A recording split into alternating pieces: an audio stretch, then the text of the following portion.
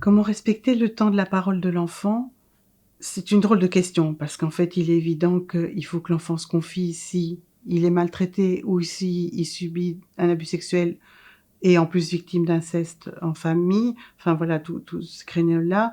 Il est évident pour tout le monde et actuellement encore plus dans notre société qui libère la parole autour de ces questions-là, mais que les enfants puissent en parler et qu'ils se confient.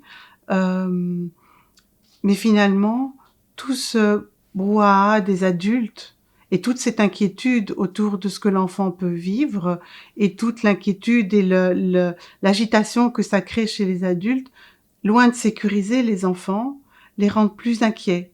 Parce que si l'enfant parle de ce qui lui arrive, il se dit: «Je vais être dans cette agitation et je vais encore mettre plus de difficultés autour de moi».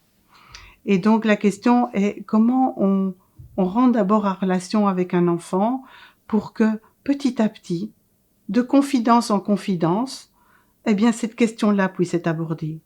Mais il faut d'abord que l'enfant, dans sa relation avec l'adulte, puisse créer une relation de confiance sécurisante, qui sente que l'adulte est capable d'entendre ses confidences, parce qu'on y reviendra peut-être plus tard à la question de l'impact sur l'adulte qui reçoit les confidences, professionnelles ou pas professionnelles. On est tous des êtres humains qui recevons une confidence de maltraitance sur un enfant et en plus d'abus sexuels et en plus par un parent.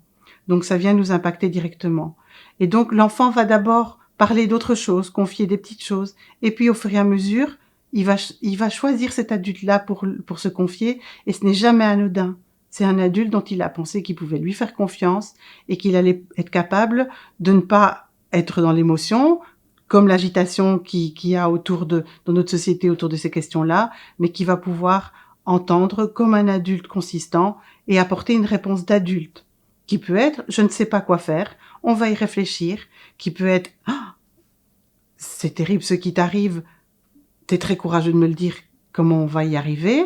hem, ou simplement de dire, «Beh, je suis là, je vais t'écouter», et lui laisser le temps et ne pas vouloir tout de suite savoir qu'est-ce qui s'est passé, est-ce que c'est grave? Alors ça, c'est toutes des questions réflexes d'adultes, mais si on veut la confidence, on sait tous, en tant qu'adulte, professionnel ou parent, que quand on presse un enfant, il ne dit plus rien et il se referme.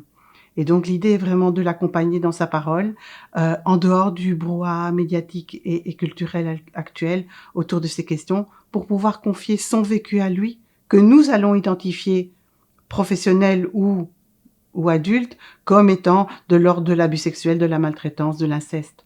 Mais ça, c'est notre problème à nous. Lui, il vient simplement confier sa difficulté. Et au plus l'enfant est jeune, au plus c'est important, surtout avant la puberté, puisqu'il n'a pas encore identifié clairement de quoi il s'agissait, puisque lui-même n'a pas une connaissance vraiment de la sexualité et des intentions de l'adulte à son égard.